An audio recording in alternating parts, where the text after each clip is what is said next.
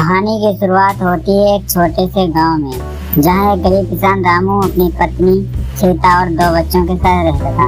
रामू का जीवन काफी कठिनाइयों से भरा था। उसके पास जमीन तो थी, लेकिन वह उपजाऊ नहीं थी।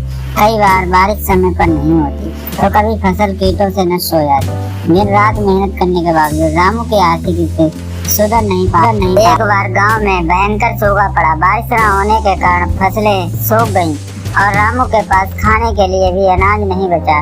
उसने सोचा कि अब शायद सब कुछ खत्म हो गया है, लेकिन सीता ने उसे हिम्मत दिलाई।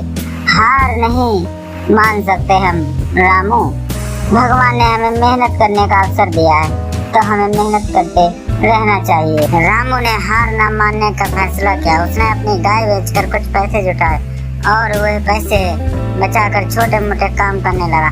उसने गांव के लोगों के लिए सामान लाना, खेतों की देखभाल करना और छोटे छोटे काम करने शुरू किए। एक दिन रामू को गांव के एक बुद्धिमान वृद्ध किसान काका से मुलाकात हुई।